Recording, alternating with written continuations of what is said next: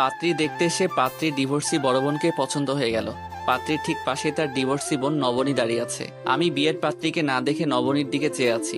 এই ব্যাপারটা দুই পক্ষের সবাই টের পাচ্ছে, শুধু নবনী এখনো খেয়াল করছে না।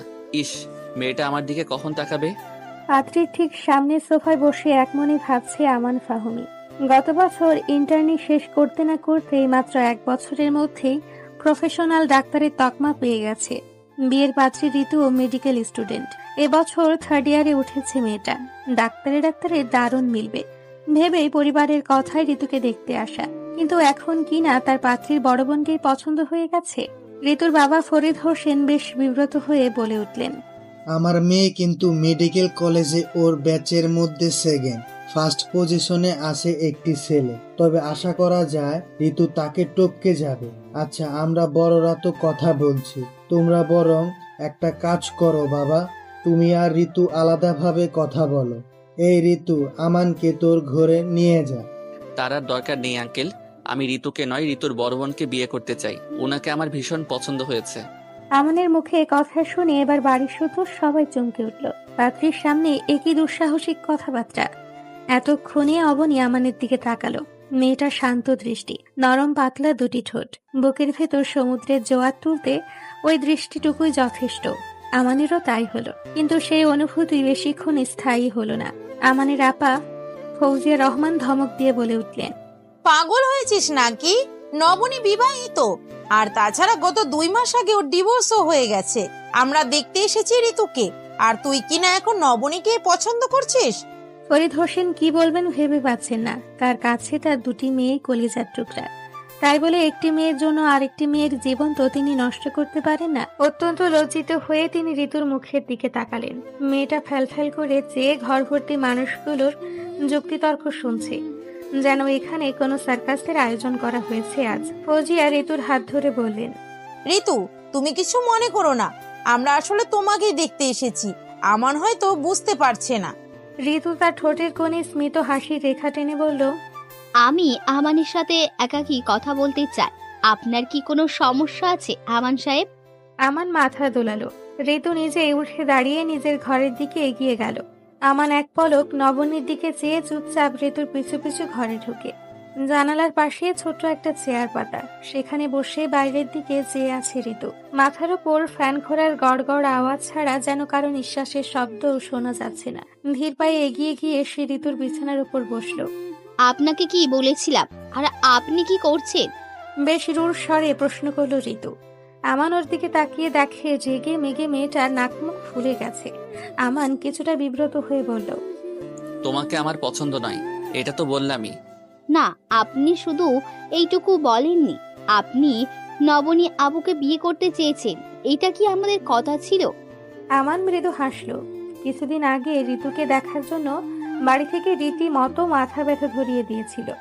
গতকাল চেম্বারে বসে রোগীর সিরিয়াল জানার জন্য কম্পাউন্ডারকে কল দিতে সে মোবাইল ফোন বের করে দেখে 9টা মিসড কল। অপরিচিত নাম্বার। জরুরি ভেবে সে কল ব্যাক করে। ওপাশ থেকে একটা মিষ্টি নারী কণ্ঠ বলে ওঠে, ডাক্তার আমান, আমি আপনার বিয়ের পাত্রী ঋতু।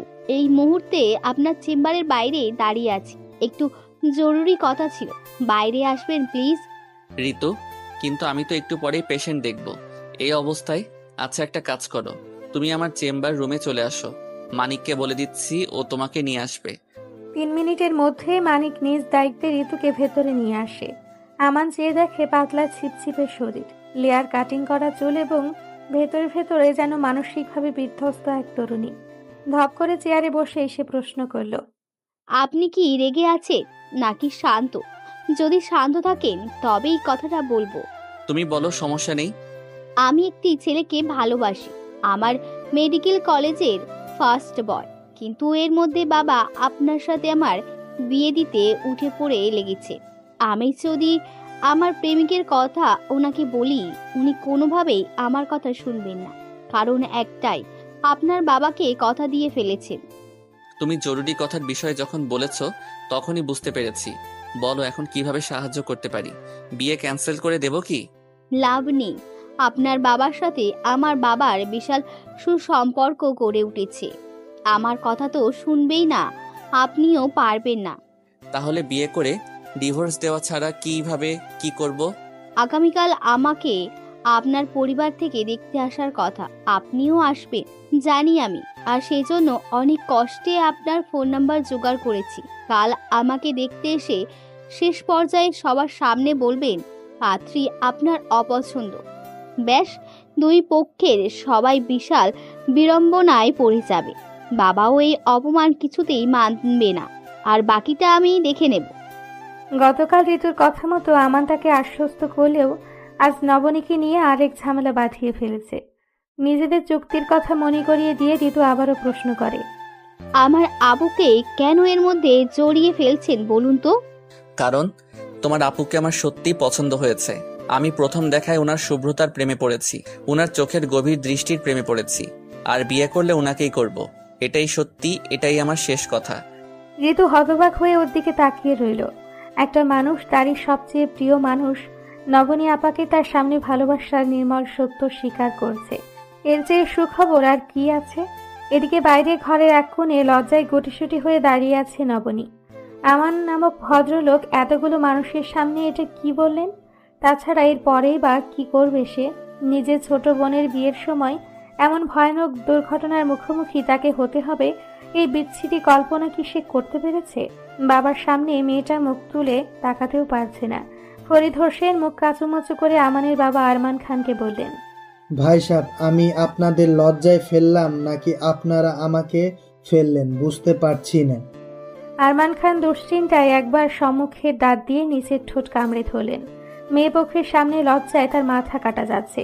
নবনীকে পছন্দ, একথা আগে বললে কি এমন ক্ষতি হতো তার? আরমান খান সারা জীবন আর্মির মেজর হিসেবে বড় দায়িত্ব পালন করেছেন। নিজের কর্ম ছাড়া আর কারো কাছে তাকে মাথা নত করতে হয়নি, অথচ আজ কিনা তার ছেলের কারণে এই অবস্থায় পড়তে হচ্ছে।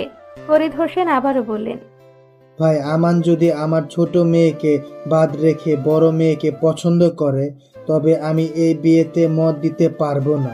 আমি নবনীর সাথে আমানের বিয়ে দিলে ঋতুকে কি জবাব দেব? আর তাছাড়া সারা জীবন আমার ছোট মেয়েটা মানুষের কটূক্তি শিকার হবে। বাবা হয়ে আমি কিভাবে মেনে নেব বলুন? ফরিদ সাহেব, আমি একজন সাবেক মেজর। আমার এক কথা এক কাজ। আপনার সম্মানের হানি হয় এমন কাজ আমি কখনোই হতে দেব না। হয় ঋতুকে ও বিয়ে করবে, আর না হয় এই বিয়ে ক্যান্সেল করব। এরপর তিনি নবনীর কাছে এগিয়ে গেলেন। তারও তো একটা আত্মসম্মান আছে। মেয়েটা নিশ্চয়ই ভাবতেই পারে ডিভোর্সি বলেই ছেলেপক্ষ থেকে ঋতুর প্রতি এই সহানুভূতি আর তার প্রতি এমন তীব্র বিমুখতা। আরমান খান নবনীর মাথায় হাত রেখে বললেন, নবনীমা, আমাদের পক্ষ বিপক্ষের কথার ভিড়ে তুমি নিজেকে নিয়ে খুব সংকোচ বোধ করছো, আমি তা বুঝতে পারছি।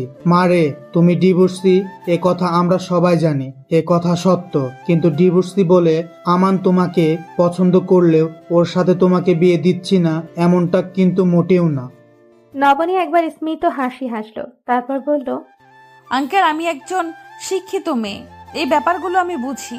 আমার যদি সরাসরি আমাকে পছন্দ করে দেখতে আসতো তবে ব্যাপারটা অন্যরকম হতো, কিন্তু সে এখানে ঋতুকে দেখতে এসে আমাকে বিয়ে করতে চাইছে। ব্যাপারটা সাংঘাতিক। যদিও আমার মনে হচ্ছে এখানে ঋতুকে নিয়ে অন্য কিছু রহস্য লুকিয়ে আছে। অন্য রহস্য মানে? আমি ঠিক বুঝলাম না, একটু ক্লিয়ার করে বলো তো কি সেটা। নিশ্চিত নই, ঋতুরা ফিরে আসুক তখন বুঝতে পারবেন। তবে যাই ঘটুক, আমি আমান সাহেবের সাথে বিয়ে সম্মতি দিচ্ছি না, এই ব্যাপারে নিশ্চিন্ত থাকুন। নবনীর কথা শেষ হতে না হতেই একটি অপরিচিত ছেলে বাসার ভেতরে ঢুকলো। চুল উস্কো খুস্কো, চোখে মুখে দুশ্চিন্তার ছাপ স্পষ্ট। ভেতরে ভেতরে কোনো বিষয় নিয়ে ভীষণ ভয়ে ছেলেটা যে চুপসে আছে তাও চোখের দৃষ্টির সীমায় বুঝিয়ে দিচ্ছে।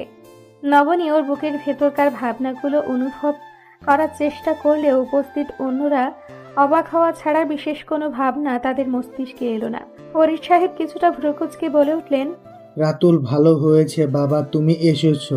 এই দেখো, তোমার বন্ধু ঋতুকে পাত্রপক্ষ দেখতে এসেছে। আমি তোমাকে বলবো ভেবেছিলাম, কিন্তু বিয়েটা তো এখনো কনফার্ম করা হয়নি, তাই সেভাবে ভাবিনি আর কি। সমস্যা নেই আঙ্কেল, আমি ঋতুর কাছ থেকে আগে শুনেছি।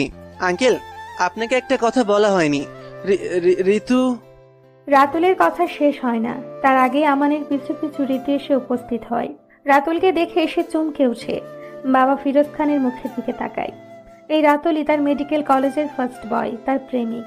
যদিও তার বাবা রাতুলকে ঋতুর খুব ভালো একজন বন্ধু হিসেবেই চিনেন। আচ্ছা, বাবাকে রাতুল সব বলে দিয়েছে? ওর কি এত সাহস সত্যি আছে? ঋতুর মাথায় যেন আকাশ পাতাল চিন্তা এসে ভর করতে শুরু করলো।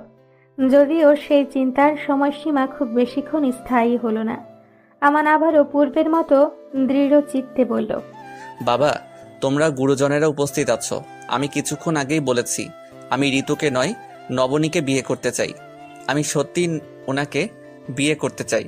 জানি আপনারা প্রচন্ড রাগ করবেন, কিন্তু আমার ব্যাপারটাও একটু বোঝার চেষ্টা করুন প্লিজ।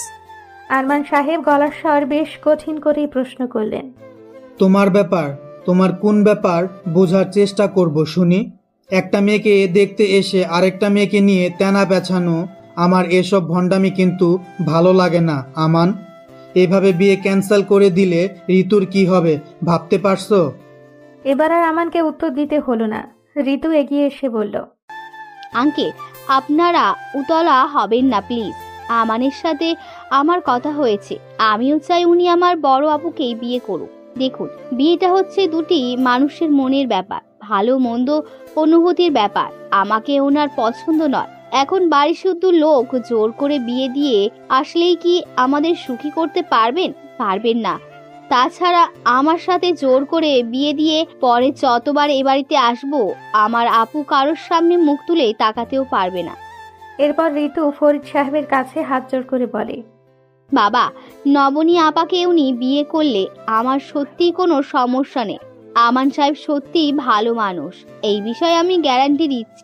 আর নবনী আপা কতটা সফট, সিদ্ধ মনের মানুষ, সে কথা তুমি নিজে অস্বীকার করতে পারবে? শুধু আমান কেন, এই পৃথিবীর যে কোনো বুঝদার পুরুষই আমার আপাকে যদি একবার কাছ থেকে দেখে, সেই প্রেমে পড়ে যাবে।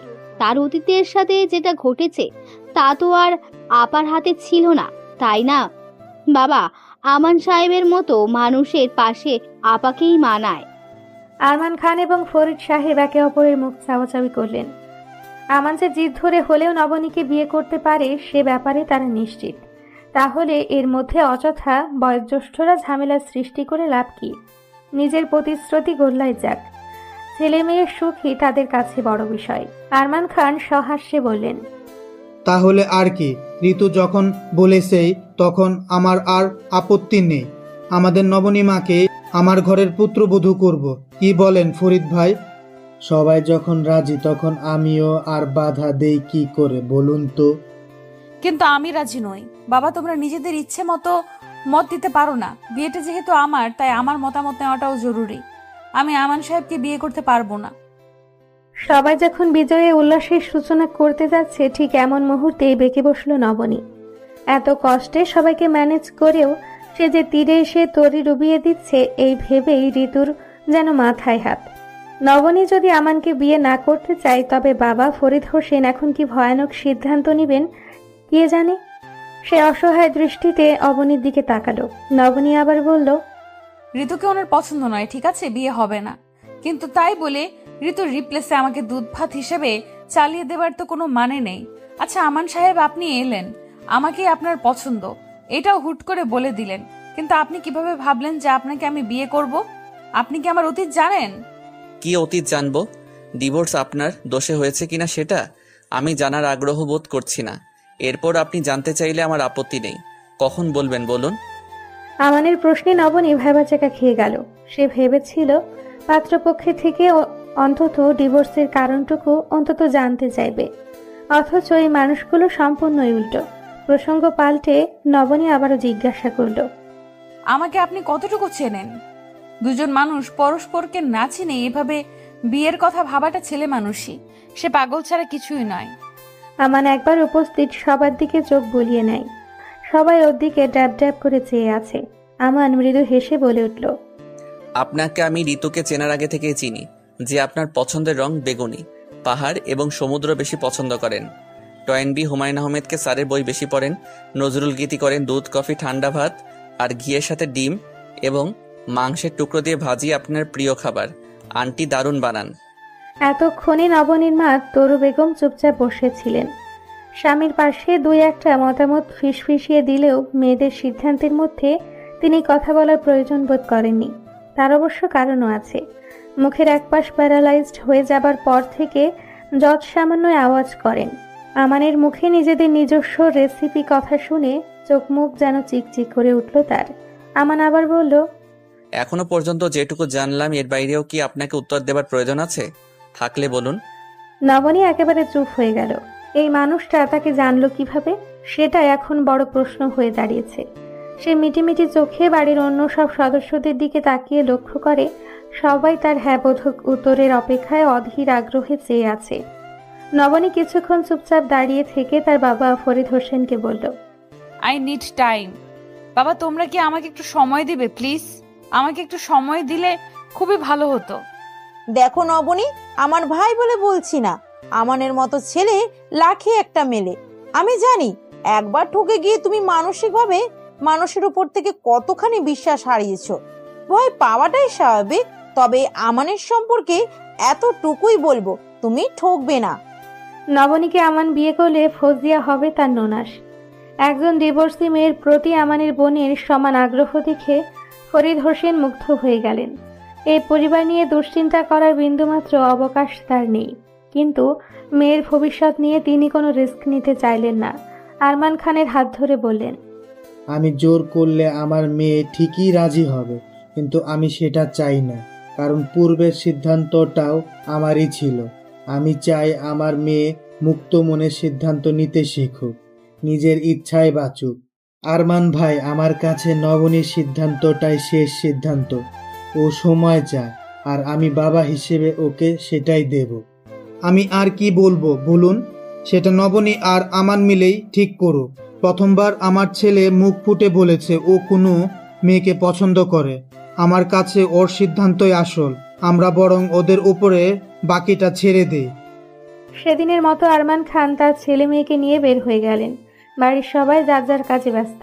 সবচেয়ে খুশিতে ফুরফুরা ছুটেছিল রাতুলের ঠোঁটে। শুধু নবনী হতবিহ্বল হয়ে ঠায় দাঁড়িয়ে। এই আমান ছেলেটা তার সম্পর্কে সব জানে, কিন্তু এটা কিভাবে সম্ভব? নবনী পাশ ফিরে ঘরের দিকে পা বাড়াতে রাতুলের ওপরও দৃষ্টি পড়ে। আগে সে চিন্তিত ফ্যাকাশে মুখের ভঙ্গি এখন আর তার নেই। ঋতুর দিকে চেয়ে মুচকি হাসছে সে। নবনী বলল, তোমাদের মধ্যে সম্পর্ক আছে এটা আগে বললেই হতো। মাঝখানে আমাকে এইভাবে ফাঁসানোর মানে কি বল দেখি? ঋতু চমকে ওঠে। তার বোন যে অতি বুদ্ধিমতী নারী, তা কি তার অজানা ছিল কি? নিশ্চয় না। তবুও সেধে বলা সাহস ঋতুর হয়নি। লজ্জিত হয়ে সে বলে, আপু, বাবা জানতে পারলে আস্ত রাখবে না। তুমি তো জানোই উনি হুটহাট নিজের মতোই সিদ্ধান্ত নিতে পছন্দ করে। তুমি প্লিজ আমাকে মাফ করে দাও। ঋতু ওকে জড়িয়ে ধরার জন্য এগিয়ে গেলে সে থামিয়ে দিয়ে বলে ওঠে, কাছে আসিস না, এখন আমি রুমে যাচ্ছি। 2 ঘন্টা ধরে গোসল করব। তোরা কেউ বিরক্ত করবি না একদম। আর হ্যাঁ, আজকের ঘটনার পর আশা করি বাবা খুব সহজে তোর মতামত মেনে নেবেন। সত্যি? কিভাবে? জানি না, মন বলছে তাই বললাম। রাতুল গেস্টদের উপলক্ষ করে আজ বাসায় ভালো আইটেমের রান্না হয়েছে, খেয়ে যেও। আর ঋতু, রাকিবের ভার্সিটি কাল থেকে 4 দিনের জন্য ছুটি। ও বাসায় আসছে, বাবাকে বলে দিস। নবনী আর পিছে ফিরে তাকায় না, যন্ত্রের মতো হেঁটে হেঁটে নিজের ঘরে চলে যায়। রাতুল মুগ্ধ হয়ে ভাবে, নবনী আপু সত্যিই এমন স্নিগ্ধ কেন? কিন্তু নবনীর তা মনে হয় না। সে নিজেকে ভীষণ কাঠখোট্টা টাইপ মনে করে, ঠিক যেন শিমুল তোলার গাছের মতো কণ্ঠকযুক্ত। বাইরে বের হতে ভালো লাগে না, মিষ্টি ভালো লাগে না, কথাও বলে সামান্য। এই অভ্যেসটা ডিভোর্সের পর নয়, বরং আজন্মই সে এমন। অথচ ঋতু ঠিক তার উল্টো। ফরিদ হোসেনের কোনো এক বন্ধুর দুঃসম্পর্কের আত্মীয়ের কোম্পানি থেকে চাকরির ভাইবা দিয়ে বাসায় ফিরেছে নবনী। এভাবে বাসায় বসে থাকতে ভালো লাগছে না তার। হঠাৎ হঠাৎ নতুন মানুষের সাথে আলাপ জমাতে ভীষণ ইচ্ছে করছে। সে কারণেই বোধ হয় সেদিন ঘুম থেকে উঠেই ব্রাশ না করে সোজা বাবার ঘরে গিয়ে বলল, বাবা, আমি সিদ্ধান্ত নিয়েছি আমি চাকরি করব। আমার ব্যবসা থেকে কি কম উপার্জন হচ্ছে? না, তুমি দারুণ ব্যবসায়ী, এই নিয়ে আমার আপত্তি নেই। কিন্তু আমি মেয়ে হয়ে তো ওসব দোকানে আরংঠ সামলাতে পারি না। ভার্সিটি শেষ করে ওসব করবে রাকিব, কারণ ও পাশ করে বেরোলে তোমার ব্যবসার 10 ভাগের 1 ভাগ বেতনের চাকরিও ও পাবে না। যাই হোক, আমি চাকরি করতে চাই, সিদ্ধান্ত নিয়ে নিয়েছি। আচ্ছা ঠিক আছে, তবে অপরিচিত কোথাও যেতে দেব না। দেখি আমার এক বন্ধুকে বিকেলে কল দেবনি, ওকে? বাবার সূত্রে এখানে ভাইবা দিতে আসা তার, চাকরি প্রায় নিশ্চিত। নবনী তখনই ভাইবা বোর্ডে বলে উঠেছে, দেখুন আমি কিন্তু ডিভোর্সি, আপনাদের কোনো সমস্যা হবে না তো? উপস্থিত সবাই হতবাক হয়ে কিছুক্ষণ চেয়ে থেকে জানান তাদের কোনো সমস্যা নেই। নবনী সালাম দিয়ে বাইরে বেরিয়ে আসে। এই মুহূর্তে কেন জানি আর চাকরিটা টানছে না ওর, বিরক্ত লাগছে। তপ্ত রোদে দাঁড়িয়ে সে রিকশার অপেক্ষায় আছে। এমন সময় পাশ থেকে আমান বলে উঠল, আপনি এখানে কি? আমার তো এখানেই থাকার কথা, বরং এই প্রশ্নটা আমার করার কথা। কার্যকর্ম ফেলে কি করতে এসেছেন? আমান মুচকি হাসল, একটা কফির জার ওর দিকে এগিয়ে দিয়ে বলে, কথাটা আংশিক সত্য। হাসপাতাল থেকে বাসায় ফিরছিলাম, আপনার বাবাকে ফোন দিলে উনি জানান আপনি এখানে, তাই স্টক করতে চলে এলাম। বিরক্ত হলে চলে যাচ্ছি। হুম, যেতে হবে না, আপনাকে অনেকগুলো প্রশ্ন করার আছে। আমান নির্বাক হয়ে ওর দিকে তাকালো। সে যেমন মানুষ ঠিক তেমনটাই নবনীর কাছে প্রকাশ করেছে। কোনো ভনিতা নেই, মিথ্যে নেই, অহেতুক প্রেম নিবেদন নেই। এর বাইরে আবার কেমন রূপ থাকতে পারে, ব্যাপারটা কিছুতেই বুঝে আসে না ওর। সে এরকম হতভম্ব হয়ে নবনীর দিকে চেয়ে আছে, কিন্তু নবনীর এতে বিন্দুমাত্র মায়া হলো না। মানুষের ওপর থেকে তার সমস্ত মায়া তার অনেক আগেই উঠে গেছে। যা আছে তা মানুষ হিসেবে সামান্য আবেগ। নবনী মনে করে পৃথিবীর সবচেয়ে বড় বোকামো হচ্ছে অন্যকে বিশ্বাস করা। একটা মানুষ যত বড়ই বিশ্বাস অর্জন করুক না কেন, একদিন না একদিন ঠিকই সে বিশ্বাস ভঙ্গ করবেই করবে। আমান একবার দীর্ঘশ্বাস ফেলে পাল্টা প্রশ্ন করে, আমার বয়স কত জানেন? 29। এই বয়সে এসে আমি বাচ্চা ছেলেদের মতো প্রেমিকা পটানোর নাটক করব? আপনি বলুন। করতেই পারেন, প্রেমিকা পটানোর নাটক না হলেও ভেতরে ভেতরে কিছু না কিছু তো একটা আছেই। নাহলে আপনি আমাকে বিয়ে করতে চাওয়ার মতো এত বড় সিদ্ধান্ত নিবেন, এটা ভাবলেই আমার শ্বাস আটকে আসছে। আমি একজন ডিভোর্সি, এটা জানার পরেও আপনি আগ্রহ দেখাচ্ছেন। শুধু আপনি নন, আপনার বাবা, আরমান খান, বোন ফৌজিয়া, পুরো গোষ্ঠী এত সহজে মেনে নিচ্ছেন। এই 21 শতকে এসে এটাও আমার মেনে নিতে হবে? পৃথিবী এত তাড়াতাড়ি বদলে গেল কিভাবে? আশ্চর্য লাগে। আমান যেন একেবারেই থমকে গেল। কফি ঠান্ডা হয়ে আসছে, সেদিকে দুজনের একজনেরও মনোযোগ নেই। তার ইচ্ছে করছে এক্ষুনি মাটির তলায় নিজে নিজেই পুঁতে যেতে। সে তো স্বচ্ছ মনে ওকে ভালোবাসে। মুহূর্ত খানিক পর আমানের হঠাৎ খেয়াল হলো নবনীর এত আপত্তির কারণ কি। সে ডিভোর্সি বলে নিজেকে এত ক্ষুদ্র মনে করছে। সে ভাবছে আমার নিশ্চয় তাকে করুণা করে বিয়ে করতে চায়। ডিভোর্স হওয়ার পর মেয়েটা আশেপাশের পরিবেশ, পরিস্থিতি আর মানুষের কাছ থেকে এত বেশি কটূক্তির শিকার হয়েছে যে এই দুনিয়ার সবকিছুই তার কাছে বিষাক্ত অনুভব হয়। আমান একবার নবনীর চোখের দিকে তাকালো। কি সুন্দর চোখ! চোখের পাপড়িগুলো আলতো করে কাঁপছে। চোখ মুখে যেন সৃষ্টিকর্তার পরম মায়া ঢেলে দেওয়া। এই মেয়েটি শহরের 100 সুন্দরীর সারিতে প্রথম হবে না, এমনকি দ্বিতীয়, তৃতীয় কিংবা 100 হওয়ার সম্ভাবনাও নেই। তবুও কি ভীষণ আকর্ষণ তার মধ্যে আছে। তা যদি নবনী জানতো, তবে নিজেকে সোনার কৌটায় যত্ন করে তুলে রাখতে চাইতো। আমান তো ওর জন্য সেই সোনার কৌটাটাই হতে চায়, অথচ মেয়েটা অতীতের বিষাক্ত স্মৃতি থেকে বের হতে পারছে না। ভালোবাসার মানুষকে নিজের অনুভূতি বোঝাতে না পারার মতো যন্ত্রণা একজন প্রেমিকের কাছে আর কি বা হতে পারে। আমান সামান্য হাসির চেষ্টা করে বলল, আপনার বাবা এবং বোন মনে করে আপনি অত্যন্ত চৌকস একজন নারী, অথচ আপনি জানেন আপনি কত বোকা।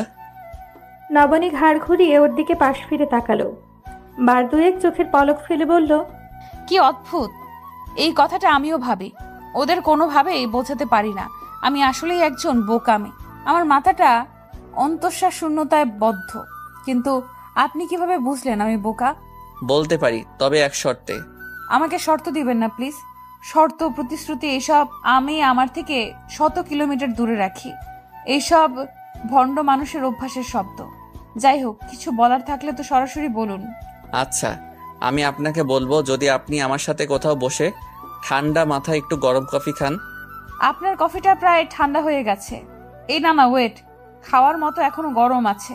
এখান থেকে পশ্চিম দিকের গলিটা পেরিয়ে গুনে গুনে ঠিক 100 পা এগোলেই শহীদ চত্বরের ছোট্ট একটা পার্ক আছে, ওইখানেই বসি। আমান মাথা দুলিয়ে সায় দেয়। পার্কের একটা বেঞ্চে বসে নবনী ঠান্ডা কফি খাচ্ছে। কফির এই অবস্থায়ও আলাদা একটা স্বাদ আছে, যা আগে কখনো টের পায়নি। গরম কফি ঠান্ডা হয়ে এলে তখন কফির ফ্লেভারটাই বেশি পাওয়া যায়।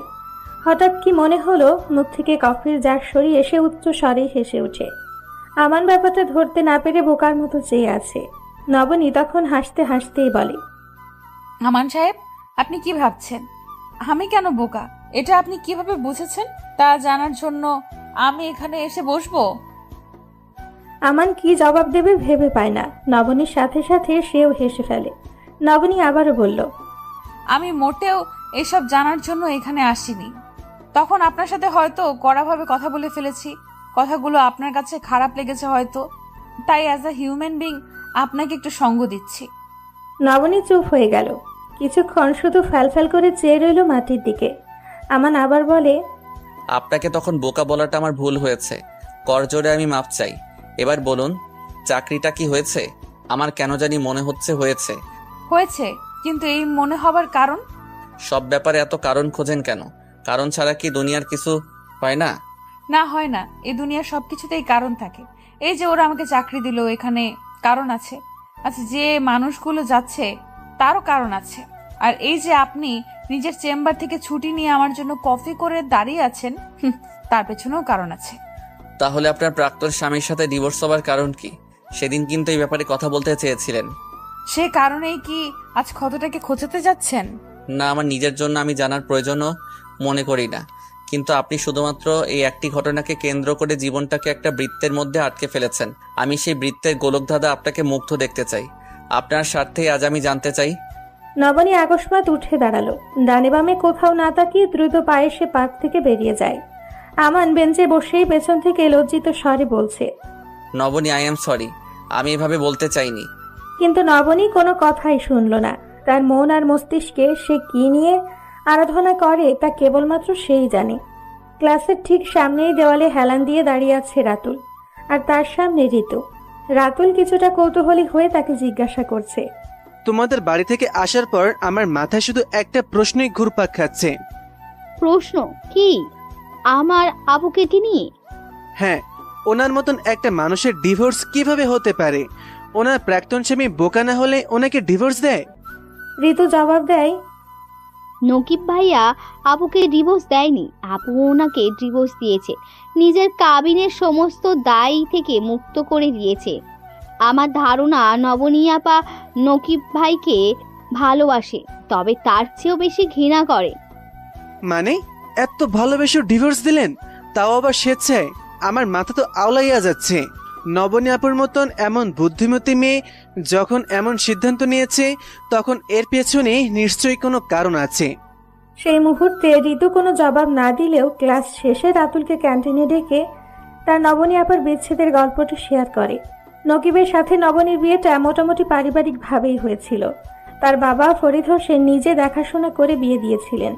পাত্র হিসেবে নকিব খারাপ নয়, অন্তত এই যুগে 10-5টা যোগ্য ছেলের সারিতে প্রথম হবার সম্ভাবনাই বেশি। ফরিদ হোসেন বড় মেয়ের যোগ্য পাত্র পেয়ে মহানন্দে বেশ ধুমধাম করে বিয়ে দিলেন। নবনীর যথাযথ মত আছে কিনা সে বিষয়ে বাড়ির লোকের খুব একটা ধারণা নেই, তবে সে বলেছিল রাজি। বিবাহিত জীবন নিয়ে দুই পরিবারই মহা খুশি। কথায় বলে, সৃষ্টিকর্তা কিছু যুগল নাকি নিজে হাতে বানান। নকিব নবনীকে লোকজন দেখে সর্বদা সেই বলেই আওড়েছে। দীর্ঘ 2 বছরে নিজ ঝঞ্ঝাট সংসার বেশ ভালোই ছিল। তবে হঠাৎ একদিন বিপত্তি বাঁধল নকিবের আনা একটা ছবি থেকে। সেই ছবিতে নবনী একটি ছেলের সাথে রেস্টুরেন্টে বসে আছে। 2 জন মানুষের সামনে একটি মাত্র কফি, তাও নবনীর পছন্দের কফি। নবনী ছেলেটির হাত ধরে আছে। রাতে ঘুমানোর আগে নবনী যখন বিছানা গোছগাছ করতে ব্যস্ত, নকিব এসে ওর চোখ দুটো হাত দিয়ে আটকে ধরে বলে ওঠে, তোমার জন্য আমার পক্ষ থেকে একটা বড় সারপ্রাইজ আছে, দেখবে? নবনী নিজের চোখের ওপর থেকে হাত সরিয়ে মৃদু হেসে জিজ্ঞাসা করে, হঠাৎ সারপ্রাইজ? হ্যাঁ, এই দেখো। সে নবনীর চোখের সামনে ফটোগ্রাফটা এগিয়ে ধরে। ছবির মানুষ দুটিকে দেখে তার উত্তর দেবার ভাষা থাকে না। সে কেবলই শিকারী বাঘের থাবার নিচে আটকে পড়া হরিণ ছানার মতো ফ্যালফ্যাল করে চেয়ে রইল। নকিব প্রচন্ড শান্ত মেজাজে তাকে জানায়, আমার সাথে তোমার এমন সুন্দর ছবি নেই, তাই না? বলো। নবনী কম্পিত স্বরে জবাব দেয়, না, নেই। কিন্তু এই ছবি আমাকে দেখাবার কারণ কি নকিব? আর এমন বিচ্ছিরি অর্থপূর্ণ ছবি কে তুলেছে, আর কেই বা পাঠিয়েছে? আমার ভীষণ ঘনিষ্ঠ বন্ধু, কিন্তু ছবি কেন পাঠিয়েছে এখনো বুঝতে পারছো না? আমার আফসোস নবনী, আমি ছাড়া তোমার জন্য কারো হাত ধরার দরকার পড়ে। নকিব, আমি তোমার বিবাহিত স্ত্রী, বুঝে শুনে কথা বলো। এই ছবির অর্থ ভিন্ন। নবনীকে বিয়ের আগে তাকে না চিনেই বিয়ে করে ফেললে নাকি? তুমি কিন্তু আমার আত্মসম্মানে আঘাত দিচ্ছ। আমি তোমাকে এতদিনও কিছু বলেছি? তুমি ওই ছেলেটির হাত ধরে বসে আছো, এর আবার ভিন্ন অর্থ হতে পারে? নকিবের এমন কথাবার্তায় নবনী একটু শব্দটিও করতে পারে না যে সে ছেলেটির বিষয়ে তাকে বোঝাবে, কিন্তু কি বোঝাবে, কাকে বোঝাবে, যে তার ব্যাখ্যাটুকু শুনতে চায় না। অথচ ছবির ছেলেটার নাম অবধি নবনী জানে না। একদিন শপিং মল থেকে বের হওয়ার সময় এক ভদ্রমহিলা নবনীর হাতে পায়ে ধরে কান্না করতে শুরু করে। ভদ্রমহিলাটির স্বামী দুর্ঘটনায় আহত হয়েছেন, জরুরিভাবে বি পজিটিভ রক্ত প্রয়োজন। অথচ ছিন্নমূল মানুষ দেখে এই জগতের একটি কাক পক্ষীও এগিয়ে আসছে না। সব শুনে নবনীও মহিলাটির সাথে রক্তদাতা খুঁজতে হন্যে হয়ে গেল। সমাজের উঁচু শ্রেণীর মানুষের সম্পৃক্ত থাকার সুবিধা সেদিন নবনী বুঝতে পারে। অনেকেই রক্ত দিতে এগিয়েও আসে। শেষমেশ ভার্সিটি পড়ুয়া একটি ছেলেকে পাওয়া যায়, কিন্তু বিপত্তি বাধে রক্ত দেওয়ার পর ছেলেটি বাইরে এসে বেশ দুর্বল অনুভব করে। নবনী তখন তাকে ধরে পাশে একটি কফি শপে বসায়। কিছুক্ষণ বিশ্রাম নিতে দিয়ে নিজে থেকে টুকটাক ফলমূল আর জুস কিনে দেয়। ছেলেটির হাত সে ধরেছিল, একথা সত্য, তবে তার কারণ ছিল শুধুমাত্র তার শরীরের অবস্থা দেখার জন্য। একজন ডাক্তার না হলেও ও একজন স্বেচ্ছাসেবক হিসেবে যতটা একটা মানুষের করা উচিত ততটাই। ঘটনা এ পর্যন্তই। নকিব অবশ্য খুব বেশি কথা শোনালো না, প্রয়োজনও নেই। নবনী প্রচণ্ড আত্মসম্মানী একটা মেয়ে। সে নিজে যেমন স্বচ্ছ কাছের মতো পৃথিবীকে দেখতে ভালোবাসে, তেমনই মনে করেন আশেপাশের মানুষগুলোকেও। নিজের আত্মসম্মানে আঘাত লাগে এমন কর্মের চিন্তা সে কল্পনাও করতে পারে না। কিন্তু ওই যে আত্মসম্মানী মেয়েদের এই এক সমস্যা, তাদের অভ্যেস, আচরণ কিংবা চরিত্র নিয়ে কেউ সিকি ভাগ ও প্রশ্ন তুললে তা মেনে নিতে পারে না। নবনীও পারল না। কাঠের পুতুলের মতো ঠায় দাঁড়িয়ে থেকে নকিবের অনুযোগ শুনে গেল। সেদিন সে নকিবের ভুল ভাঙানোর বিন্দু মাত্র চেষ্টা করল না। ভুল করার যেখানে তার কোনো অপশনই ছিল না, তাহলে কেন ভাঙাবে? ঋতুর কাছে এসব শুনে নবনী আপাকে ঠিক কোন দাড়িপাল্লায় মাপবে সেটাই বুঝতে পারল না রাতুল। কিন্তু মানুষের একমাত্র সম্পদ তাদের আত্মসম্মান। তা নবনী আপারও তাই। কিন্তু এ কারণে নিজের স্বামীকে ডিভোর্স দিয়ে দিবে? ব্যাপারটা বুঝে আসে না রাতুলের। ঋতু রাতুলের অবস্থা বুঝতে পারল না। ঋতু জানে রাতুল নবনীর গল্প শুনে কি ভাবছে, কিন্তু ঘটনা এখানে শেষ ছিল না। এর কিছুদিন পর তার আপা নকিব ভাইকে নিজে থেকেই সেদিনের ব্যাপারে বিস্তারিত চিঠি লিখে রেখে নবনী এখানে আসতে চেয়েছিলেন। নকিব পড়ে চমকে যেতেন, হয়তো আফসোসও করতেন, অথচ সেটা হলো না। ঋতুর আপা যেদিন চিঠি লিখেছিলেন সেদিন দুর্ঘটনাক্রমে জানতে পেরেছিল নকিব তার প্রাক্তনের সাথে বেশি যোগাযোগ করেছিলেন। প্রাক্তনের ব্যাপারে ঋতুর আপা জানতেন, কিন্তু গভীরতা তার জানা ছিল না। সম্ভবত ওনার প্রাক্তন সবকিছু ঠিক করে নিতে চাইছিলেন, যে কারণেই হোক উনি নিজের দোষ লুকিয়ে বরং নবনীর আত্মসম্মানেই খোঁচা মেরেছিলেন। অবশেষে এসব জানার পর ঋতুর আপাও বাড়ি ছেড়ে চলে এসেছেন। এক সপ্তাহের মধ্যে ডিভোর্স লেটারও পাঠানো হলো তার বাড়িতে। ঋতু বলল রাতুলকে, নকিব ভাই কিন্তু এখন নিজের ভুল বুঝতে পেরে তার আপার কাছে অনেকবার ফিরে আসতে চেয়েছেন, কিন্তু আপা জায়গা দেননি। যে বিশ্বাস তার ভেঙেছে, আবার জোড়াতালি দিয়ে সারা জীবন মনের ভেতর পুনরাবৃত্তির ভয় নিয়ে বেঁচে থাকা তার পক্ষে সম্ভব নয়। তার আপা এমনই, তাকে পৃথিবীর কোনো দাড়িপাল্লায় মাপা যায় না, হিসেব করাও যায় না।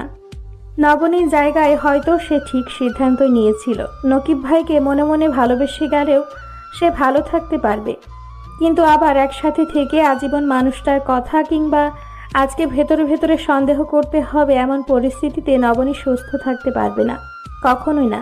রাতুল বলল, এজন্যই আমান ভাইকে বিশ্বাস করতে পারছে না। জগতে আসলে এমন কিছু মানুষ থাকে যারা সহজে কাউকে নিজের মনের জায়গায় দেয় না, আবার যাকে একবার দেয় তাকে পুরোটা দিয়ে নিজেকে শূন্য করে ফেলে। এমনভাবে যে মানুষের মন একবার ভেঙে যায় সে আর কখনোই কাউকে বিশ্বাস করতে পারে না। শেষ বিকেলে বাসায় ফিরে ঋতু তার বোনের ঘরে ঢুকে দেখে নবনী ঘরে নেই।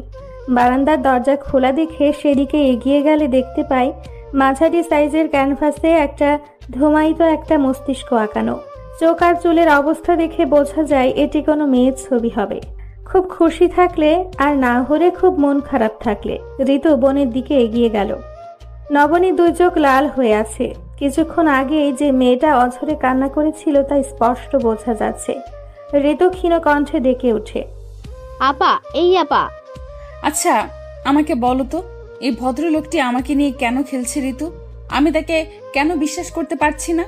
আমার কি করা উচিত একটু বলে দে না। নবনী বোনকে জড়িয়ে ধরে এমনই মধুর বিরহে আর্তনাদ করে ওঠে। সেই বিরহের সুর স্বয়ং ঋতুর বুকের মধ্যেখানে গিয়েও আঘাত করল। ঋতু কোনো জবাব দিতে পারে না, কেবলই অধমুখী হয়ে নীরবে বোনকে সাপোর্ট করে যায়। নবনী আবারও বলল, এই আমার নামক ভদ্রলোকটি এখন আমার সামনে মুখোশ পড়ে আছে, তাই না? তুই সত্যি করে বল ঋতু। না আপা, উনি নিতান্তই ভদ্রলোক। আমান ভাইয়া শুধু তোমাকে ভালোবাসে না, বরং তোমার জন্য তার ভিতর যথেষ্ট পরিমাণ শ্রদ্ধা বোধ আছে। আমি কি বলি আপা, আমান ভাইয়ের ব্যাপারে একটু ভেবে দেখতে পারো। তুমি ঠকবে না আপা। আমার চোখের সামনে থেকে সরে যা তো, আমি বিরক্ত হচ্ছি। আপা, তুমি সব সময় এমন আচরণ করতে পারো না। আমি তোমার ছোট ঠিক আছে, কিন্তু একেবারে বাচ্চা নই। ভালো মন্দ চেনার ক্ষমতা আমারও আছে, তাই তোমার জন্য আমার কাছে যেটা সঠিক মনে হবে আমি তোমাকে সেই সিদ্ধান্ত দেবই। বুঝতে পেরেছো? হ্যাঁ, অনেক বুঝেছি। তারপর ঋতু এক নাগাড়ে বলল, তুমি এত ভয় না পেয়ে একবার আমান ভাইয়ের সাথে স্বেচ্ছায় কথা বলে দেখো। নিজের মনকে একটু সহজ করেই দেখো। জীবনে একবার ঠকেছ বলে কি সারা জীবন সেখানেই থেমে থাকবে? একবেলার খাবার পছন্দ না হলে সারা দিন পেট খালি রাখো? নিশ্চয় না। তাহলে জীবনের সিদ্ধান্তে এমন অবুঝ কেন আপা? এতকাল তুমি আমাকে জীবনের ব্যাপারে বড় বড় পরামর্শ দিয়ে এসছো, আর আজ নিজে অবুঝের মতো করলে হবে? নবনী সচকিত চোখে বোনের দিকে তাকায়। সে তো খুব ভালো করেই জানে নিজের জায়গায় দাঁড়িয়ে অন্যকে জ্ঞান দেওয়া যত সহজ, সেই বিষয়টি নিজের মুখোমুখি হওয়াটা ঠিক কত কঠিন। অধিকাংশ মানুষ জীবনের অর্ধেক সময় পার করে দেয় একজন উপযুক্ত জীবন সঙ্গীর জন্য নিজেকে উপযুক্ত করে তুলতে, আর বাকি জীবন পার করে সেই সঠিক মানুষের জায়গায় অন্য কাউকে জীবনে পেয়ে ভুগতে ভুগতে। বেশ কিছুদিন কেটে যাবার পরেও নবনীর পক্ষ থেকে বিশেষ সাড়া পাওয়া গেল না। তাকে নিয়ে আর আমানের বাড়িতে কথা ওঠে না। বিশেষ করে ফৌজদিয়ায় সবসময় মেয়ের পক্ষের কথা চেপে রাখে, না রেখে উপায়ও নেই। তার একমাত্র ভাই জীবনে প্রথম কোনো মেয়েকে এত ভালোবেসেছে, কিন্তু নবনীর এতে সম্মতি নেই। ভালোবাসার মানুষটাকে না পাওয়ার দুঃখ সে যে গোপনীর বয়ে বেড়ায়, তাই এবারই সবাই জানে। নতুন করে তার ব্যাপারে আলাপ উঠলে আমানের দুঃখ বাড়ানো ছাড়া কমবে না। রাতে খাবার সময় ডাইনিং টেবিলে আমানকে পাওয়া গেল না। সে হাসপাতাল থেকে ফিরে রুমে এসে শুয়ে পড়ে। অন্যদিন হলে ঘন্টাখানেক টিভি দেখত, কিন্তু গত 3 দিন সে টিভির ঘরে ঢুকছেই না। ফৌজিয়া একটি প্লেটে খাবার তুলে ভাইয়ের রুমে ঢুকলো। আমান তখন কপালের ওপর ডান হাত ভাঁজ করে শুয়ে রয়েছে। ফৌজিয়া খাবারের প্লেটটা পাশের টেবিলের ওপর রেখে বলল, তুই ডাক্তারি পাস করেছিস কিভাবে বলতো?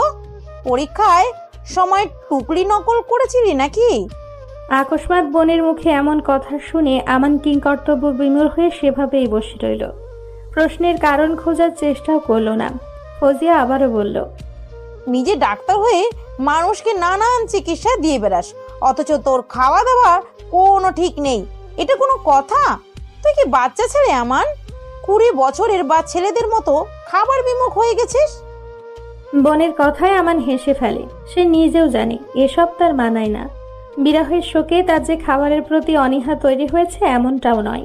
মানুষের খাবার গ্রহণের একটা মনস্তাত্ত্বিক থিওরি আছে।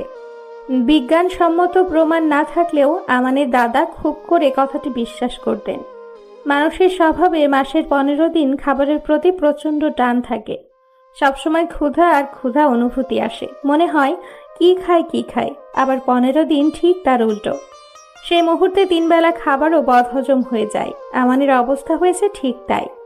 সে বোনকে জবাব দেয়, আপা, আমি কি ভালোবাসিনি? যদি ভালো না বাসতাম তবে নিজের প্রতি আফসোস থেকে শোক পালন করতাম, কিন্তু আমি তো তাকে নিজের সমস্ত অনুভূতি দিয়েই ভালোবাসি। এক বিন্দু স্থানও ফাঁকা রাখার সুযোগ সেখানে নেই। কোন আফসোসে শোক পালন করবো বলতো? ভাইয়ের কথা শুনে ফৌজিয়া মুগ্ধ হয়ে যায়। তার হঠাৎ মনে হচ্ছে ভালোবাসার অনুভূতিটা আসলে এরকম পরিণত বয়সে আসা উচিত। এতে যাকে আমি ভালোবাসবো তার জন্য আকাশ সমান সম্মান চলে আসবে। কারো প্রতি কারো অভিযোগ থাকে না, অনুরাগ থাকে না। সে ভাইকে জানায়। নবনীর নারাজ হবার যথেষ্ট কারণ আছে, এর জন্য শুধুমাত্র তুই দায়ী। তুই কি জানতিস না যে ঋতুর বড় বোন আছে? আমরা ঋতুকেই তোর জন্য দেখতে গেছিলাম, এসব বলিনি তোকে। তারপরেও ছোট বোনের সামনে ছ্যাবলার মতো বড় বোনকে বিয়ের প্রস্তাব দিয়ে বসলি। একজন ডিভোর্সি মেয়ে হিসেবে ওর কেমন অনুভব হতে পারে তোর বোধ হলো না? বোধ হলে কি সামনাসামনি বলতাম? সারা জীবন পড়াশোনা করে এত স্বল্প সময়ে নামি ডাক্তার হয়েও আমি যে পাশাপাশি এত বড় গাধা হয়ে উঠবো আগে কি জানতাম? সে বিছানা ছেড়ে নেমে আসে, ফজলিয়া আপার সামনে দাঁড়িয়ে তার গালে আলতো স্পর্শ করে বলে, আপা, আমি নবনীর সিদ্ধান্তকে সম্মান করি। তোমার স্বামী অর্থাৎ সাইমন ভাইয়া যখন অ্যাক্সিডেন্ট মারা গেলেন তখন তোমার কি পরিমাণ স্ট্রেস গেছে আমি জানি। ওরও তো প্রায় একই, তাই না? তবে আপা, আমি ঋতুকে চেনার আগেই নবনীকে চিনি, পছন্দ করি, এটাই সত্যি কথা। ওকে আমি এত বেশি ফলো করেছি যতটা ডাক্তারির বইগুলোকে করতাম। মানে কিভাবে? সে কথা ওকে জানাবো। তাহলে এরপর কি করবি? ও কি তোর কথা শুনবে? সে নিজেই আমার সাথে দেখা করতে চেয়েছে। কি বলিস? কখন? আজ ভোর 6:30টায় হঠাৎ নবনীর কল। মোবাইলের রিংটং শুনে ফোনের স্ক্রিনে তাকিয়ে দেখি নবনীর কল। রিসিভ করলাম। ওর নাম ধরে ডাকতেই হেসে ফেললো আর বলল, আপনি সত্যিই ভদ্রলোক, না হলে গোপনে কবে আমার নাম্বার নিয়েছেন অথচ আজ অব্দি কল দেননি। আপনার সাথে দেখা করতে চাই, সময় হবে? ওর কথা শুনে আমি রীতিমতো অবাক হয়ে গেলাম। কাল বিকাল 5:30টায় ওর অফিসেরও দিককার সেই পার্কটাতে যেখানে সেদিনও হুট করে চলে গেল, রেগে গেছিল নবনী। অদ্ভুত সুন্দর ব্যাপার না বউ? আমানের চোখে মুখে যেন চাঁদতারার মতোই আনন্দটুকুও ফুটে উঠেছে। ব্যাপারটা বুঝতে পেরে ফৌজিয়া বলল, তুই সত্যি ওর প্রতি এত দুর্বল হয়ে গেছিস? অবাক হচ্ছি। আমি কি একটু বেশি ছেলে মানুষই করছি আপা? হুম। তা তো একটু করছিসই, তবে পুরুষের মাঝে প্রিয়জনের জন্য এরকম একটু একটু পাগলামি থাকা ভালো। সবাই তো আর তোর মতন করে আহ্লাদ দেখায় না। তারা তো নিজের পুরুষত্বের ঠাট বাট বজায় রাখতেই ব্যস্ত। তো দুলাভাইকে দেখিসনি? তুই যে তাদের ব্যতিক্রম। এই নিয়ে তো বোন হিসেবে আমার গর্ব করা উচিত। তার দুলাভাইয়ের কথা উঠতেই আমানের খেয়াল হয় ফৌজিয়া আপাকে পুনরায় বিয়ে দিতে কি দুর্বিষহ অভিজ্ঞতার মুখোমুখি তাদের হতে হচ্ছে। তবে কি আপনার যন্ত্রণাগুলো খুব কাছ থেকে দেখার ফলেই তার নবনীর প্রতি এত দুর্বলতা প্রকাশ পাচ্ছে কি জানি। মানুষের মন কত কারণে কত দিকে গলিত দলিত কিংবা মথিত হয়। তবে যাই হোক, নবনীকে সে ভালোবেসে ফেলেছে, সাংঘাতিক রকমের ভালোবাসা। এই সত্যে বিন্দু মাত্র শূন্যতা নেই। ফৌজিয়া আপা ঘর থেকে বের হয়ে গেলে সে বিছানায় শুয়ে শুয়ে ভাবে, আগামীকাল নবনীর সাথে দেখা করতে গেলে সে কিভাবে যাবে, শুরুতে কি কথা দিয়ে আলাপ করবে। দুচোখ ভর্তি স্বপ্ন নিয়ে এদিকে আমান ঘুমোতে পারছে না, অন্যদিকে নবনী সম্পূর্ণ চুপচাপ।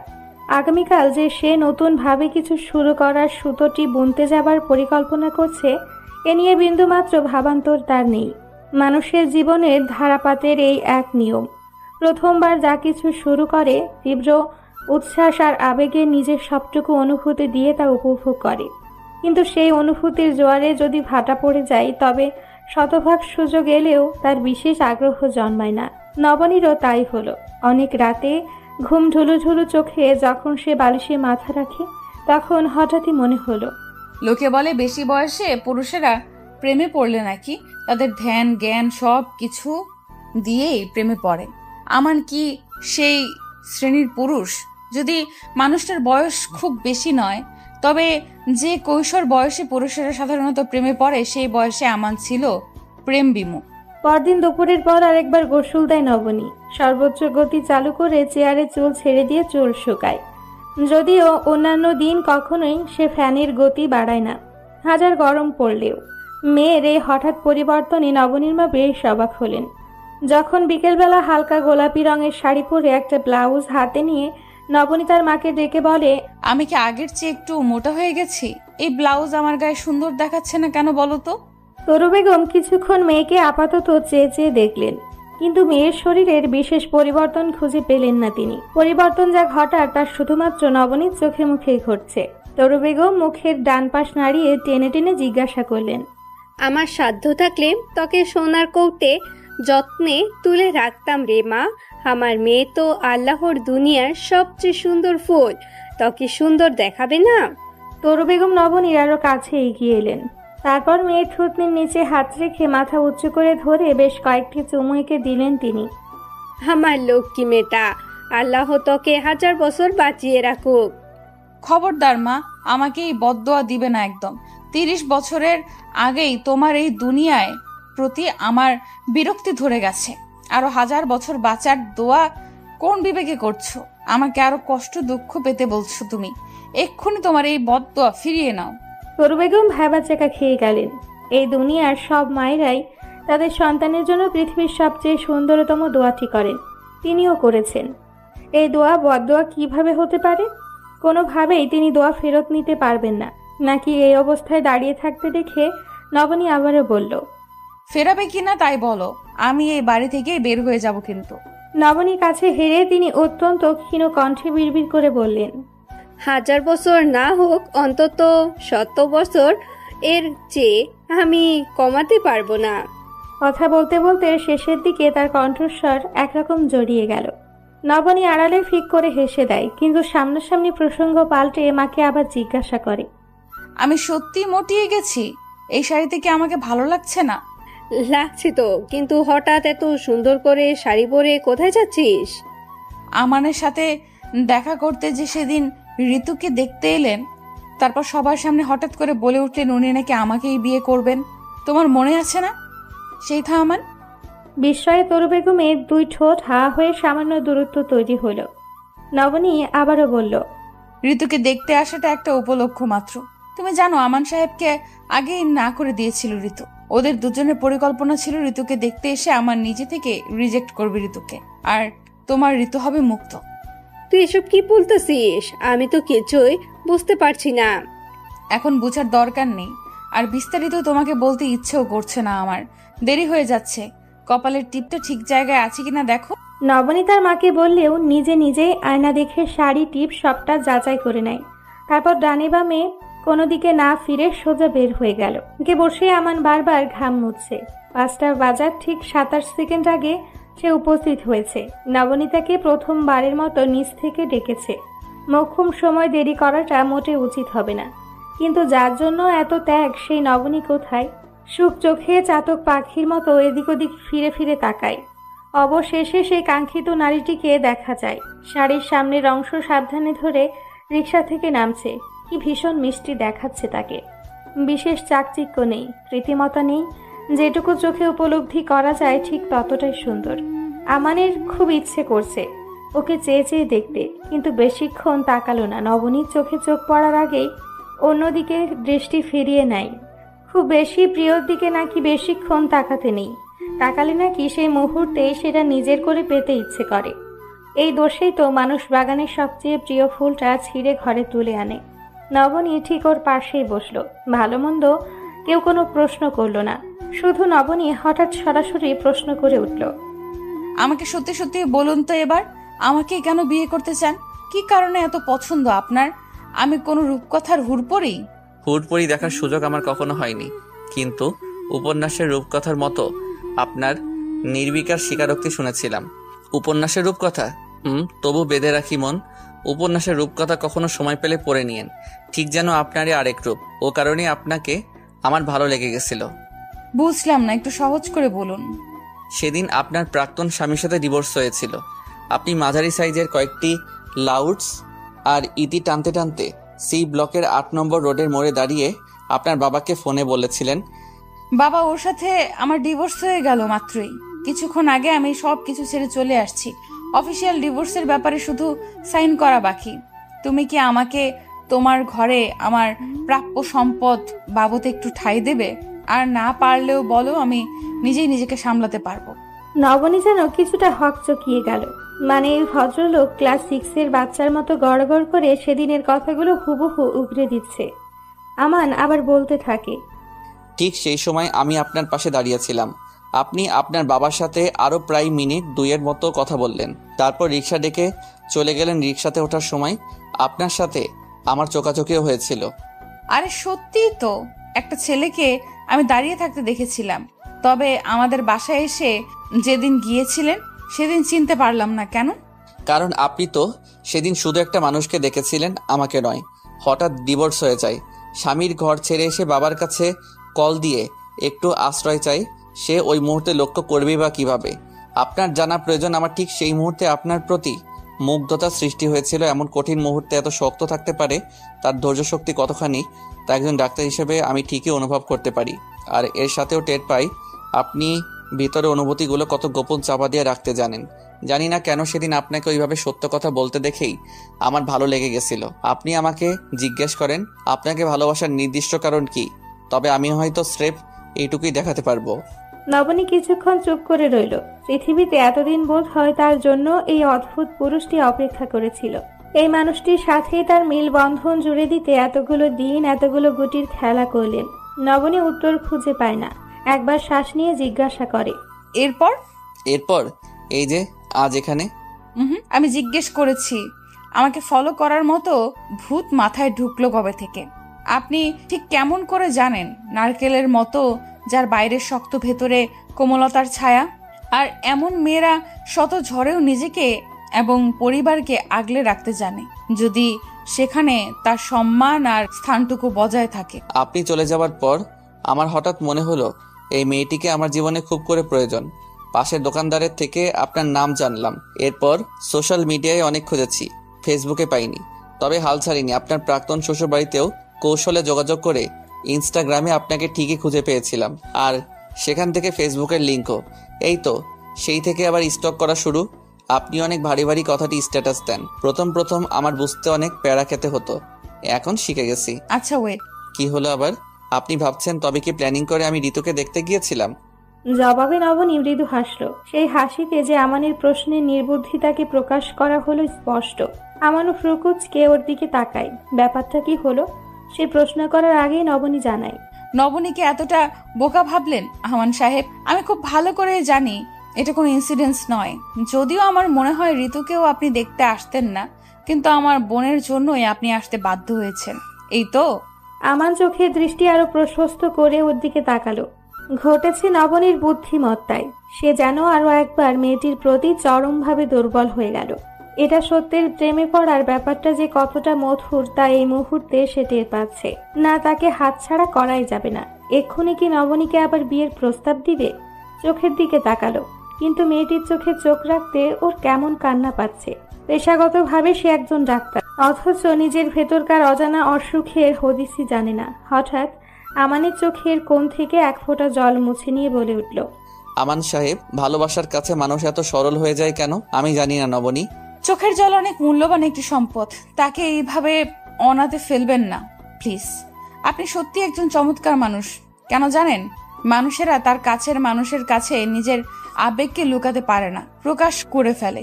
এই যেমন আপনি। নবনী, আমি সারা জীবন আপনার সাথে এভাবেই পাশাপাশি থাকতে চাই।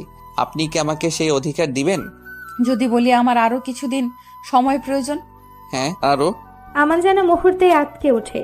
আশা নিয়ে সে আজ নবনীর সামনে উপস্থিত হয়েছে, অথচ ক্ষণিকেই সেই আশা ছাই হয়ে উড়ে গেল হাওয়ায়। সে হাওয়ার পিছু আমান ছুটবে কি করে? ডিভোর্সি মেয়ে মানেই দুর্বল নয়, আর চাক্ষুষ প্রমাণ নবনী। কি কঠোর, কত উঁচুতে তার আত্মসম্মান। ডিভোর্সি মেয়ের জন্য পাত্র পেলেই তাবিজের মতো ঝুলে যাবার স্বভাব থাকে। এসে শত শত ক্রোশ দূরে বসবাস করে। নবনীকে হারানোর ভয় ঠিকই হচ্ছে তার, তবে আফসোস নেই। ক্ষীণ কণ্ঠে সে জবাব দেয়, আপনি যখন আমার সাথে আবার দেখা করতে চেয়েছেন, আমি নিশ্চিত আপনি আমার চেয়েও কয়েক গুণ খোঁজখবর নিয়েই এখানে এসেছেন। পরনে সুন্দর করে শাড়ি, কপালে টিপ দিয়ে অভিনব এক মায়াবিনী রূপে আমার সামনে আপনি বসে আছেন। সেটার কারণও নিশ্চয়ই আমাকে বলে দিতে হবে না। আপনি আমাকে পছন্দ করেন, এর চেয়ে ধ্রুব সত্য এই মুহূর্তে আপনার তরফ থেকে আর কিছু নেই। নবনী শুধু মুচকি হাসলো, কিন্তু আমানের কথায় বিন্দুমাত্র প্রতিবাদ করলো না। প্রসঙ্গ পাল্টে সে আমানকে বলল, জানেন, আপনি আমাকে যতটা সাহসী ভাবছেন ততটা সাহসী আমি নই। ভীষণ প্রিয় বস্তু, প্রিয় মানুষকে আমি ঠুনকো কারণেই হারিয়ে ফেলি। প্রিয় বস্তুগুলো আমার আয়ত্তে থাকে না, আর ঠিক এ কারণে এই নবনীর কোমলতার ভিতর একটা বিশাল বড় ভয়ের দানা বসবাস করে। এই যে আমার মন খারাপ হয়ে গেল, আমার ইদানিং এইভাবেই হুটহাট মন খারাপ হয়, কান্না পায়, তখন ভীষণ করে আমার মাকে দেখতে ইচ্ছে করে। আমি কি আপনাকে বাসায় ড্রপ করে দিয়ে আসবো? আপনি কি সুন্দরভাবে বুঝে গেলেন আমান সাহেব। আপনাকে আমিও সত্যিই পছন্দ করি, স্বীকার করছি। আমানের খুব ইচ্ছে হলো নবনীর হাতের আঙ্গুলগুলো ধরে রাস্তা অব্দি হেঁটে যেতে, কিন্তু সাহস করে আর বলা হলো না। বাসায় ফিরে নবনী মায়ের ঘরে ঢুকতে গেলে ঋতুর সাথে ধাক্কা লেগে গেল। ঋতু তখন মোবাইল ফোনে কথা বলতে ব্যস্ত। নবনী তার দিকে আর চোখে চেয়ে জিজ্ঞাসা করে, সারাদিন ওর সাথে ক্লাসে দেখা হয়নি তোর? কি বলো আপু? আমি তো জাস্ট একটা দরকারি কথা বলছিলাম। আর কি, তুমি সব সময় আমাকে এমন সন্দেহ করো কেন? সন্দেহ করছি কোথায়? যা সত্য তাই বললাম। প্রেমে পড়েছিস তো, তাই পরিবারের সবাইকে শত্রু মনে হচ্ছে। আমি তোমাদেরকে শত্রু বলছি? অবশ্য প্রেমে পড়লে মেয়েরা পরিবারকে মনে করে শত্রু, বাবা মাকে মনে হয় তালতো ভাই হয়ে যায়, বোনকে ভাবে দুঃসম্পর্কের ননদ। তারাই তার ভালোবাসার পথের প্রধান কাটা। শুধুমাত্র প্রেমিক পুরুষটি তার মন বোঝে, বাকিরা সবাই নির্বোধ। আচ্ছা এবার সর, মায়ের সাথে জরুরি কথা আছে। কিন্তু মা তো এখানে নেই। কোথায় গেছে রে? তুমি দেখোনি বাইরের বাগানে? নবনী আর কথা বাড়ায় না, ছুটে আবার বাইরে বেরিয়ে আসে। উদাস হয়ে গাছে পানি দিচ্ছে। দুশ্চিন্তায় মগ্ন এই মানুষটা। নবনী কোনো কথা না বলেই তার মাকে পেছন থেকে জড়িয়ে ধরে। তরু বেগম ঘাড় ঘুরিয়ে পাশ ফিরে তাকালেন। এরপর মেয়ের দিকে তাকিয়ে জিজ্ঞাসা করলেন, কি হয়েছে? নবনী মায়ের গালে আলতো করে চুমু খায়। মেয়ের চোখে মুখে যে আনন্দ ঠিকরে পড়ছে তা তো ওর মা ঠিকই অনুভব করতে পারছেন। পরক্ষণে যেন নবনী হাসছে, দুই চোখ ছলছল করে ওঠে। নবনী সেভাবেই মাকে জড়িয়ে ধরে জানায়, মা, আমার মনে হলো আমানকে আমার বিয়ে করা উচিত। ছেলেটার সাথে মিশেছি, হেঁটেছি, ওর ধৈর্যের পরীক্ষাও আমি নিয়েছি। He is a nice guy. তুই সত্যি বলছিস? নবনীর ঠোঁটের কোণে মৃদু হাসির রেখা টেনে জবাব দেয়, মা, তুমি তোমার মেয়েকে ভালো করেই জানো আমাকে কেউ বিন্দুমাত্র অসম্মান করবে এমন ব্যক্তির স্থান থেকে আমি 100 মাইল দূরে সরে যাই। অতীত আমার যেটা ঘটেছে তার জন্য আমার বিন্দুমাত্র আফসোস নেই, কিন্তু আমানও যদি সেই একই পথে হাঁটে তবে আমি হয়তো থেমে যাব। বারবার মানুষকে ভরসা করা যায় না, এতটা সহ্য ক্ষমতা আল্লাহ কোনো মানুষকে দেন নাই। আর এই বিষয়টা জেনে বুঝেই আমি আমান ফাহিমকে কাছে থেকে জানার চেষ্টা করেছি, তার সম্পর্কে যথেষ্ট খোঁজ খবর নিয়ে তবেই আমার এই সিদ্ধান্ত। তোর সিদ্ধান্তে আমি ভীষণ খুশি হয়েছি মা। আমার ফোন কই? ফোনটা দে না, আমি এখনই কল দিয়ে তোর আব্বুকে খুশির খবরটা জানাতে চাই। মায়ের খুশি দেখে নবনী মুচকি হেসে মাকে মোবাইল ফোনটা এগিয়ে দিয়ে নিজের ঘরে ফিরে আসে। ঘরে ঢুকে এসে জানালার পর্দা সরিয়ে দেয়। যেভাবে শাড়ি পরেছিল সেটা সেভাবেই পরে জানালার পাশে এসে একটা চেয়ার টেনে বসে পড়ে। সন্ধ্যা নেমে আসা আলো যেন ঠিক করে পড়ছে ওর জানালায়। বাগান থেকে তার মায়ের লাগানো বেলফুলের স্বরূপ বন্ধ গন্ধ মম করে ভেসে আসছে মুখের মুহূর্তে। নবনী সুখে যেন মরিমরি অবস্থা। সে আবার নতুন করে নিজেকে সাজিয়ে তুলবে, নিজেকে ভালোবাসবে, বাসাবে আর ভালোবাসবে আমান ফাহমিকে বাসাবে। সে নিজের ডায়েরিটা বের করে নিজের একান্ত ব্যক্তিগত কিছু কথা সাজাতে শুরু করে শব্দের মায়াজালে। নতুন করে কারোর সাথে জীবন সাজাতে হবে এই কথা 7 স্বপ্নেও ভাবিনি। একবার ভয়ঙ্করভাবে অপমানিত হবার পর আমি মানুষকে বিশ্বাস করতেই ভুলে গেছিলাম। আমান ফাহিমকে জানার পর আমার সিদ্ধান্ত পাল্টাতে বাধ্য হলাম। মানুষটাকে প্রচন্ড ভালো বলবো না, তবে মানুষটাকে সম্মান দেবার অভ্যাসটুকু তার মধ্যে আছে। আর আমি আমার লাইফ পার্টনারের থেকে ঠিক এইটুকুই সবার আগে চাই।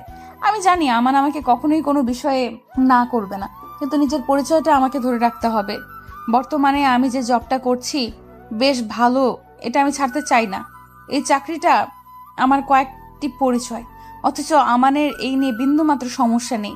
এই যোগ্য পুরুষ আমি আর কোথাও পেতাম? খোদা, বলে দিতে পারো আমি এই মানুষটির সাথে সারা জীবন থাকতে চাই, সারাটা জীবন। ডায়েরি লেখা শেষ করে সে আবার জানালা লাগিয়ে দেয়। তারপর ঘরে মোবাইলের মৃদু আলো দিয়ে এক টানে নিজের শাড়ি খুলে ফেলে সে। এই শরীরে একসময় অন্য পুরুষের স্পর্শ লেগেছিল, সেই দাগ তুলে ফেলার ক্ষমতা ওর নেই। তবে এ সম্ভব হলে তাই করত। অতীত সুন্দর হলে তাকে আঁকড়ে ধরে বাঁচতে ইচ্ছে করে, কিন্তু সেই অতীত যদি মানুষের জীবনের সমস্ত সুখটুকুই কেড়ে নেয় তবে অতীতের সেই স্মৃতির ব্যবচ্ছেদ করে নেওয়াটাই উত্তম। নবনী নিজের শরীরের প্রতি খুব বিরক্ত লাগছে। হঠাৎ এইখানে যে নকিবের ছোঁয়া লেপ্টে আছে তা সে কিভাবে কাটাবে? ওর খুব ইচ্ছে চামড়াগুলো খুলে ফেলে দিতে, কিন্তু তা কি সম্ভব?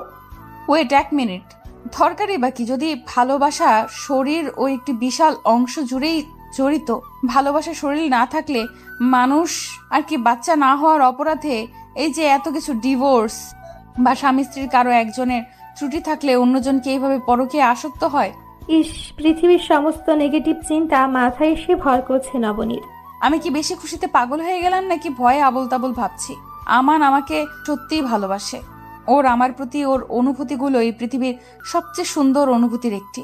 নবনী আয়নার দিকে আরো একটু ঝুঁকিয়ে এগিয়ে গেল। হঠাৎ আয়নার সামনে আবছা অন্ধকারে নিজেকে রুদ্ধশ্বাসে দেখতে ওর ভীষণ ইচ্ছে করছে।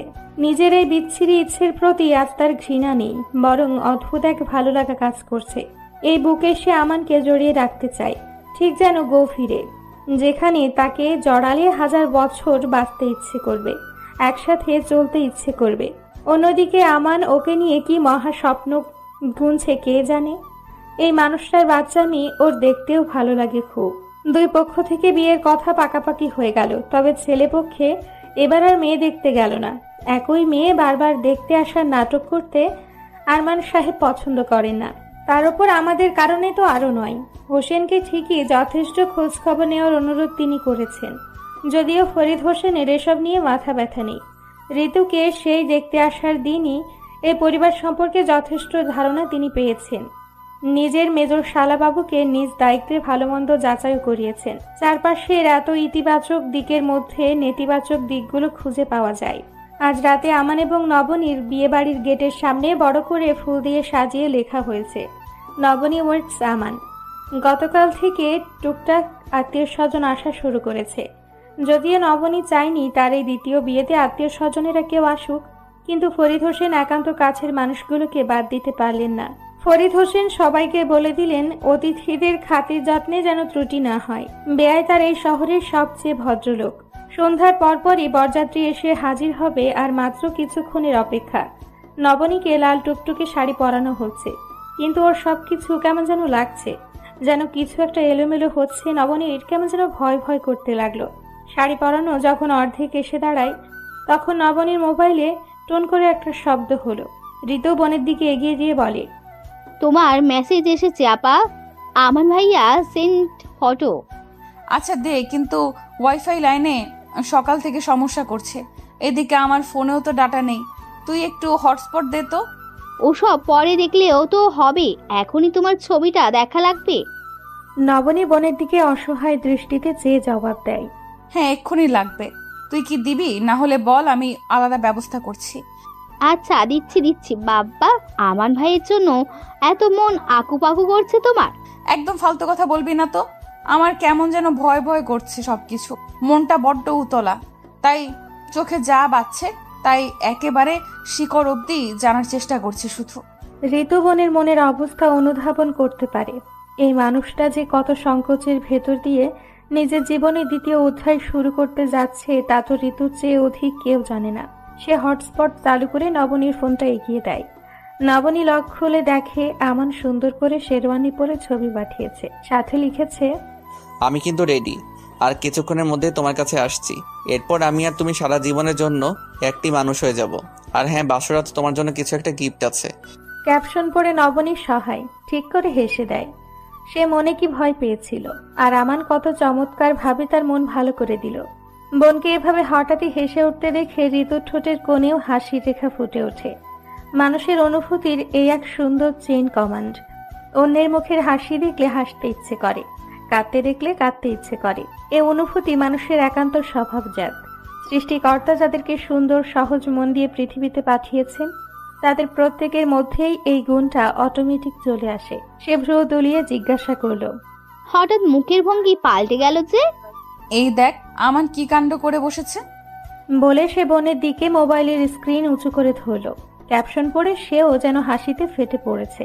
ভাইয়া যে এত চমৎকার মানুষ, সে আফসোসের সুরে ভনিতা করে বলে উঠল, ইস, আমান ভাইয়াকে না বলে বিশাল ভুল করে ফেললাম আপা। এমন জীবন সঙ্গী কি হারিকেন দিয়ে খুঁজে পাওয়া যায় নাকি? নবনী আর চোখে চেয়ে মুচকি হাসে। পার্লারের মেয়েদের ডেকে বারবার করে সচেতন করে ঋতু বলে দেয় যে আমার আপাকে কিন্তু সুন্দর করে সাজাবে, তবে বেশি হাইফাই দরকার নেই, সিম্পলের মধ্যে গর্জিয়াস, বেশি সুন্দর দেখায়।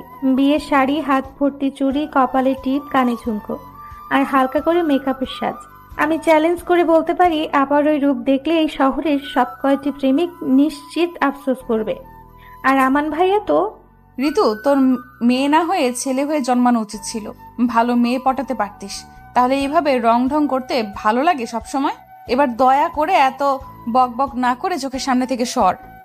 ঋতু সামান্য কৃত্রিম অভিমান দেখিয়ে ঘর থেকে বের হয়ে যায়। তার বোন এখন সাজবে, কতদিন পর এমন জমকালো সাজবে তার আপা। জুতা নতুন বক্স থেকে বিয়ের জুতা জোড়া পরে নিয়ে আমান আয়নার সামনে দাঁড়ালো। ঠিক বর্বর লাগছে তো, নাকি ডাক্তারই দেখাচ্ছে?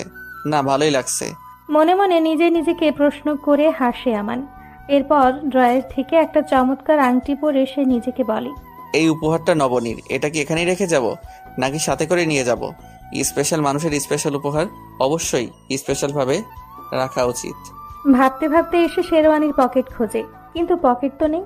অনেক ভেবে চিনতে শেষমেশ শেরওয়ানির বুকের কাছের পকেট তাতেই রেখে দিল।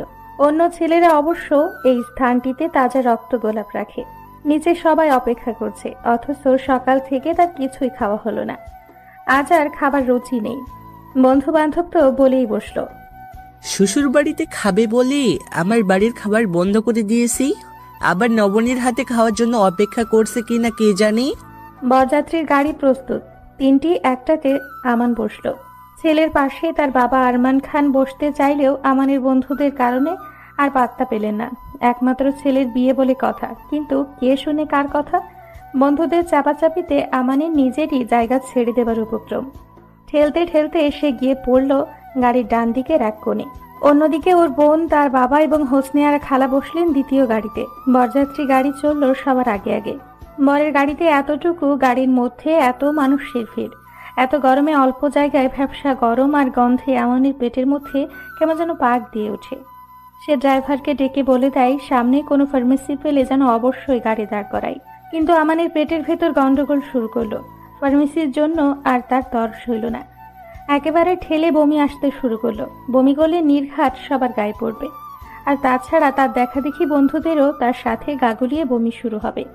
পেটে চাপ সহ্য করতে না পেরে তাড়াহুড়ো করে সে দ্রুত গাড়ির জানালা খুলে বমি করতে শুরু করলো। ঠিক সেই মুহূর্তে ওই দিক থেকে একটা ট্রাক তাদেরকে ওভারটেক করতে ছুটে বেরিয়ে যায়। ট্রাকের বড় চাকায় বাড়ি খেলো আমানের মাথা। মুহূর্তেই থেতলে যায় তার মুখের সমস্ত অংশ, ভেঙে যায় চোয়ালের শক্ত হাড়। গ্লাস ভেঙে বেরিয়ে এলো শরীরের অর্ধেকের বেশি অংশ। পেছন থেকে দ্বিতীয় গাড়ির সামনে বসে আরমান খান চমকে উঠে সামনে তাকালেন। কে ওটা? কে অ্যাক্সিডেন্ট করেছে? আরে তোমরা গাড়িটা থামাও। কিছু বুঝে ওঠার আগে এক নিমিষে সব থেমে গেল যেন। গাড়ি থামিয়ে ছুটে এসে আরমান খান দেখলেন তার একমাত্র ছেলে আমানের শরীর গ্লাস ভেঙে ঝুলছে। আমান, এই আমান, কথা বল না বাপ। কিন্তু আমান আর কথা বলে না। বরযাত্রীর জন্য যারা বেরিয়েছিল ছলছল চোখে চিৎকার করছে, অ্যাম্বুলেন্স দেখো অ্যাম্বুলেন্স। রাস্তার চারপাশ থেকে নানান শ্রেণী, নানান বয়সের মানুষ ছুটে এসছে। কে জানি আফসোস করে বলে উঠল, হ্যাঁ, আর ছেলেটার বিয়ে ছিল, বিয়ে করতে যাচ্ছিল, আর বিয়ের আগে অ্যাক্সিডেন্ট করে বসলো। যে মেয়েটার সাথে ওর বিয়ে হবে, কি কপাল পুড়ল রে তার। হোসনিয়ারা বেগম হাউমাউ করে কেঁদে উঠলেন। ফৌজিয়া কাঁদতে পারছে না, হতভম্ব হয়েছে। সে আমানের দিকে চেয়ে আছে। এই তো তার ভাই, ঠিক উঠেই নবনীকে নিয়ে পাগলামি করবে। কিচ্ছু হয়নি। মিনিট 15-র মধ্যে অ্যাম্বুলেন্স এবং রাস্তার পাশের ক্লিনিকের একজন ডাক্তার এগিয়ে এলেন। আমানের শ্বাস আর টের পাওয়া গেল না। ডাক্তার মুখ ভার করে উঠে দাঁড়ালেন।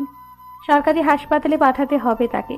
অ্যাম্বুলেন্সে তার বডি তোলার সময় শেরওয়ানির বাম পাশের বুক থেকে নবনীকে উপহার দেবার জন্য বানানো আংটিটা রাস্তায় পড়ে ঠোং করে শব্দ হলো। উচ্চ জনতা সেই আংটির ঘূর্ণনের দিকে চেয়ে রইল। বরযাত্রী আসতে কতক্ষণ লাগবে আর পরিদর্শন বারবার গেটের দিকে উকি দিয়ে দেখছেন। এই বুঝি চলে এলো। একবার ঋতুকে দেখে ডেকে বললেন, নবনী রেডি হওয়া কত দূর, দেখে আয় তো। ঋতু বোনের ঘরে ফিরে দেখে নবনীকে পার্লারের মেয়েগুলো চমৎকারভাবে বউ সাজিয়েছে। লজ্জায় আধা হাত ঘোমটা দিয়ে সে অপেক্ষা করছে তার আমানের জন্য। কখন তার আমান আসবে, সবাই চিৎকার করে বলবে বর এসেছে।